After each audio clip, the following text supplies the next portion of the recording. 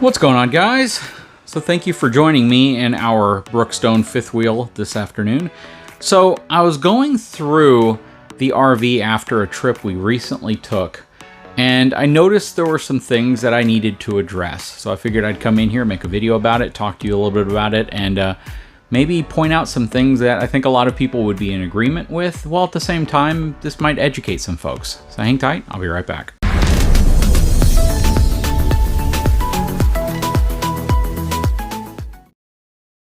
Okay, so what I'm fixing here today is actually this. Check that out.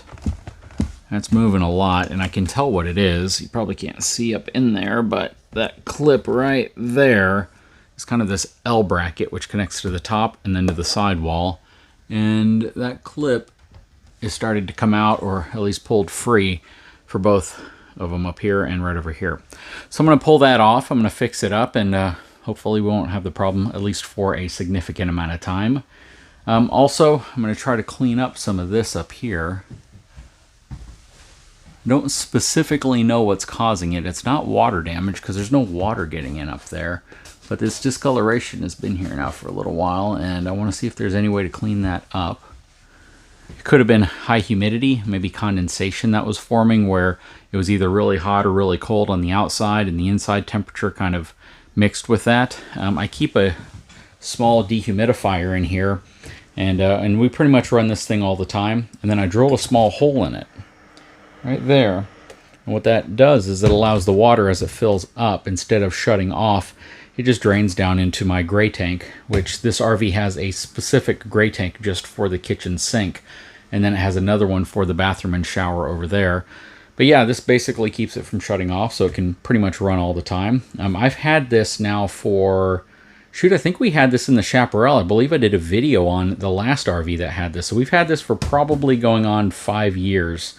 And we've turned it off occasionally. We definitely have it off when we're camping, but the thing has been very, very effective, and it works really well. And you can feel the warm air coming out of the top of it, and it collects. And I just drained it out when I got in here because it was full, at least to that little hole I had created. We took the RV out recently and had a chance to test out little magnets here, and they are working really well. If you didn't see the video I did where I installed these two 30-pound magnets, so it's 60 pounds worth of total force, and took off the little latch that's normally there, you should go back and check it out, because that thing does not come out anymore on me, even when we go over rough terrain. So very, very happy with that upgrade. It was a very, very affordable upgrade, and something I was able to do myself and knock out in about 30 minutes. Aside from that, you know, we deal with a lot of the same challenges other people do. We have cabinets and things like this that we go on a trip, we come back, and stuff's all jostled around in there. And there's all sorts of really creative ways to address that and make sure things don't fly around as much. But yeah, I'm going to be taking this down right here so I can do a quick little repair to that, and then I'm going to try to clean up some of this up here. And the point of today's video is, you know, I see a lot of RVs a lot. I mean, I spend a lot of time in RVs, and whenever you're out in an RV, especially one that's been lived in or one that's pre-owned, you know, you get used to little things you have to fix. You get used to stuff that falls down and things that essentially work their way out. Shoot, you get used to that when you live in a home. You know, things break. Things are going to give you problems, and you just have to know how to fix it. You have to know what tools to carry with you. I think I've made videos on this in the past where I've talked about you need to know how to operate a power drill, an impact driver. You need to know how to do little things like replace screws or put larger screws in or put a backer or things like that. You need to know how to do that. And if you don't know how to do that, you should definitely learn how to do it. You know, in today's era of YouTube being so, you know, predominant in people's lives, I just don't think there's much of an excuse for not being able to DIY a lot of repairs on your own. So a big fear folks have when they get into RVing is what's going to break, how bad is it going to be, and is it going to leave me stranded? And I would say that probably 80 out of 100 times, almost any problem you find with your RV is going to be cosmetic. It's going to be something that is very easy to fix. It's going to be something that you can probably fix yourself. It probably won't take much more than maybe a couple screws, a screwdriver, maybe some tape, some glue, something that will just help repair a problem that happens. You can't really say that about the automotive industry, right? If you have a problem with something in your vehicle, almost everything is specialized. Almost everything uses certain type of special fasteners, special tools to get to be able to repair, and you do have to have a certain level of expertise. When it comes to like wiring in your vehicle, everything is a custom wire harness that's specifically made for that vehicle, and you can't just tap into a wire, cut a wire. You can't just go on YouTube and find the answer to every question you have. But in the RV world, you know, I was kind of searching around looking at other RV channels, and what I've noticed is there's a fix for just about everything. You know, wiring a dimmer switch in, replacing a bulb, putting a new fan in, replacing your air conditioning unit, upgrading your TV, repairing valances, fixing furniture, fixing plumbing issues, you know, refrigerator issues, changing out from certain types of refrigerators to other types of refrigerators, changing your microwave out, going to a new stove, adding an outlet. I mean, even painting the inside of your RV and going with a different theme, ripping out all the furniture, throwing new furniture in. There are hundreds and hundreds and thousands of videos on various topics that are available to help you DIY your own project. So you can go into it and say, you know what, I saw 55 videos on how to swap a sofa out, and I feel confident that I can do it myself. On the automotive side, a lot of stuff is diagnosis. A lot of stuff you find is related to folks trying to figure out what's wrong and how to repair it. On the RV side, there's a lot of that, but the vast majority of stuff on the RV side is fixing stuff yourself, understanding how to use tools, what tools work best, what accessories you don't need, what accessories come in handy, what accessories people bought a ton of, and then they realized they waste their money. They just didn't need it. And there are so many things that can make your life more convenient whenever you're RVing, and there's things that, again, they're just a waste of money. You think they'll make your life convenient, but then it's relegated to a storage hatch and you never see it for another 3 years, and then you finally notice it's in there and you take it out just so you can save the weight and space.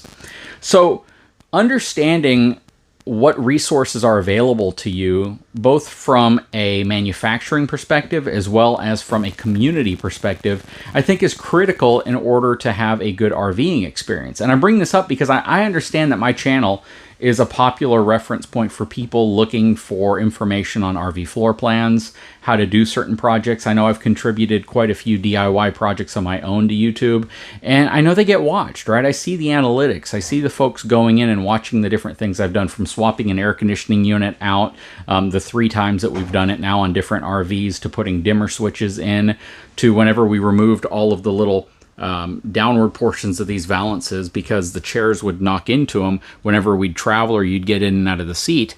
And that's why we don't have these little parts that extend down here anymore, but they're on the back windows over here still, because nothing hits them over there, whereas right here the chairs would hit them. And I'm just going to kind of reverse what I did here to fix the little problem with this being loose. And I say all this because, you know, as crummy as RVs may be built from a manufacturing perspective, you really don't see a lot of failures.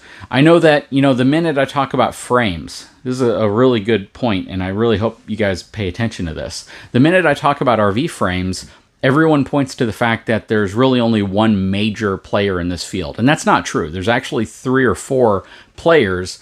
Lippert is certainly the vast number of frames you see on RVs. BAL makes a tremendous number of frames you see under RVs. And then some manufacturers build their own.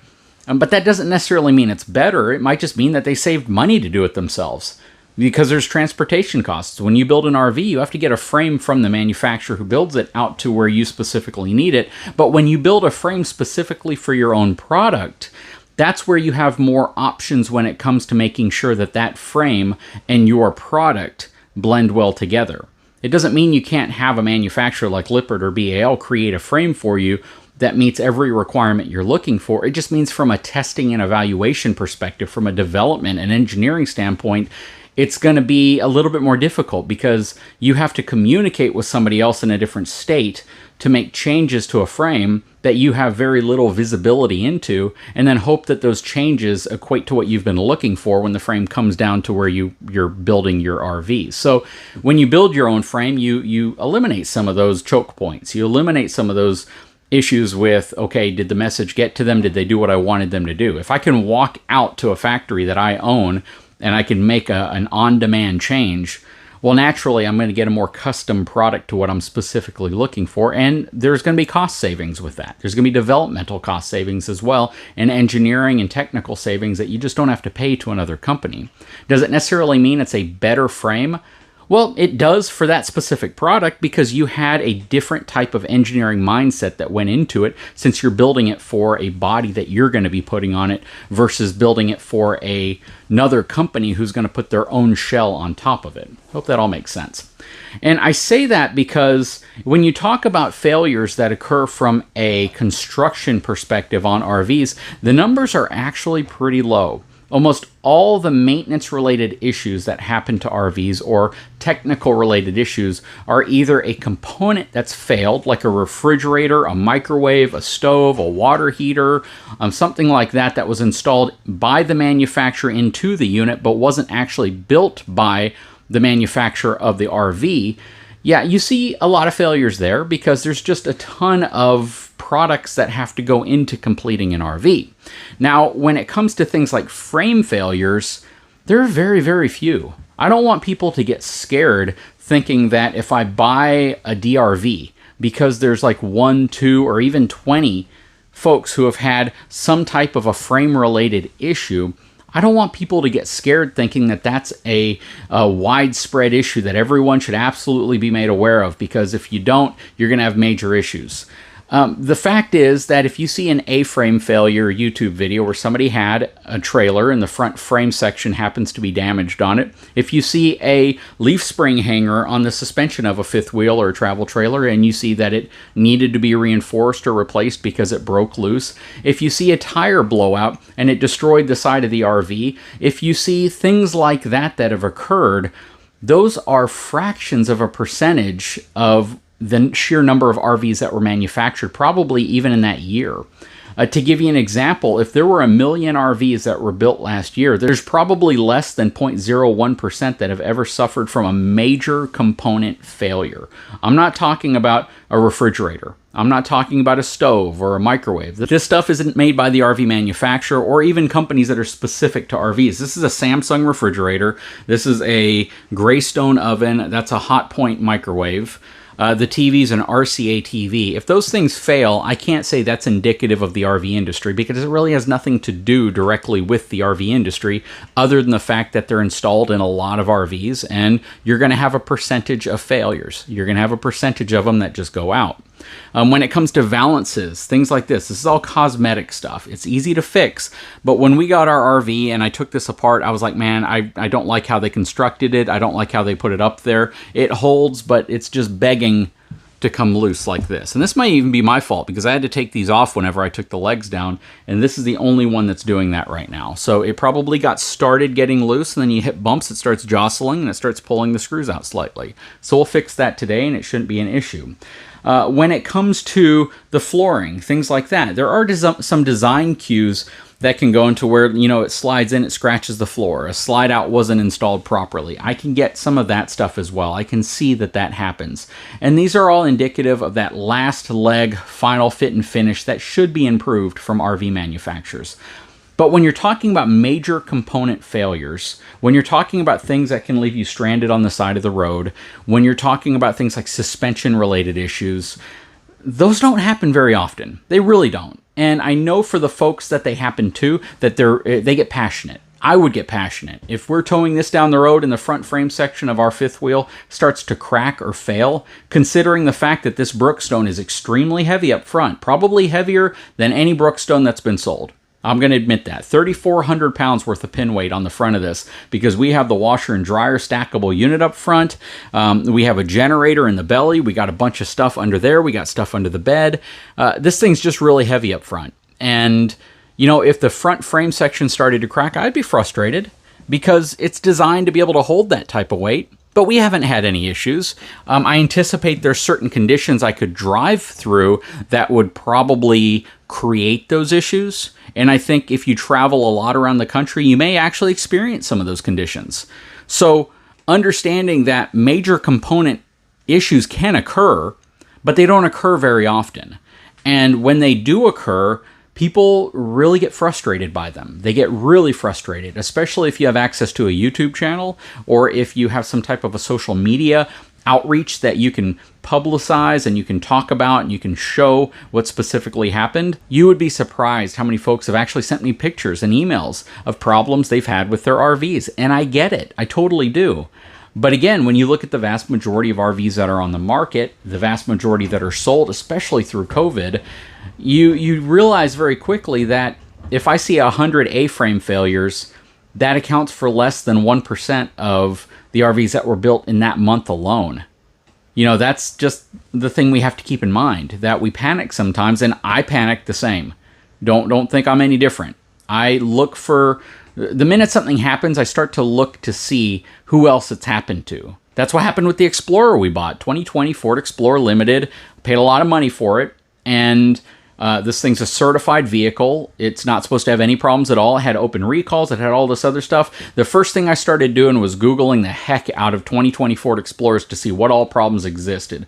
And boy, was I shocked to see how many recalls there were, how many other issues there were, just on the new body style, new generation 2020 Ford Explorer. But then you realize that it's the #1 selling SUV of all time. And you're like, well, how many did they actually sell in that year? And it was like over 1 million. And the sheer number of folks that have complained about it make up less than a fraction of a percent.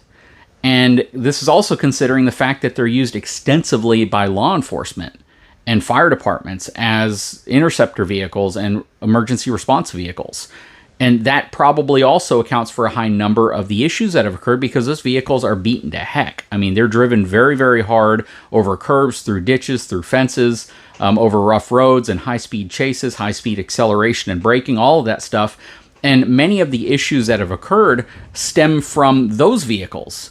So when I look at my specific Explorer and I'm like, you know what? How much of it is actually serious? How much of it should I be concerned about? Probably not that much. And I only say this not because I'm trying to make an excuse for the industry, because I think I've pointed out in this video, you're going to have problems, cosmetic issues, mechanical issues, stuff like that. But they shouldn't make you believe that this industry is really any different than any other industry. Everything you buy, we've bought new TVs that just don't work. We've bought microwaves and washer and dryers that just don't work, or they give out after 4 years of using them, and you're like, what in the heck? This thing shouldn't give out. Why? Because I had a Maytag or a Whirlpool or some other unit that lasted 15 years. This one should last that long. Well, maybe we just got a bad unit. You get frustrated when it happens, and I get it. No excuses for it. You get frustrated. You want it to last longer. You believe it should. You believe you shouldn't have problems, period. But the world we live in is the fact that things break. Things that are assembled by man break. Things that are assembled by machines break. Things that require circuit boards and components that need to be very precisely assembled and put together. I was in a factory that had circuit boards that had 4,200 connections on a circuit board. And I asked one of the engineers there, I said, what happens if one of those 4,200 circuits doesn't work? Well, the whole board isn't going to work. So you multiply that times the number of those circuit boards that are out in production, out in the marketplace, subjected to heat, dust, humidity, shock, vibration, all of that stuff, you realize the failure rate is actually kind of low, but the complaint rate is very high. People complain about things they pay for when they don't work, and I am the same exact way. The unique situation that I'm in is that I see so much of this stuff. I see so many RVs, I see so many trucks, I see so many SUVs, I see so many vehicles, so much tech, so many e-bikes, all this stuff, that I just have a different perspective of it. I see the fact that, man, if there are 10,000 of this specific type of e-bike out there and 50 people have problems, it's still a very low percentage. Is it acceptable for the people who are having those problems? No. But I run into this problem the same way you do when I buy off Amazon, when I buy tools, when I buy equipment. Sometimes they don't perform to the standard that I expect them to because of some stereotype that I have about another industry that may be superior, or simply because I paid for something and I expect it to work.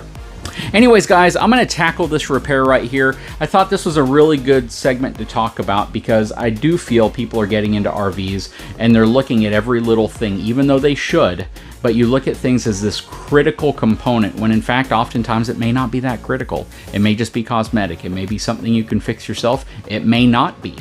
But approach everything with a level head. approach everything with the perspective that, can it get fixed? Is it getting fixed? And when it's fixed, am I going to be happy?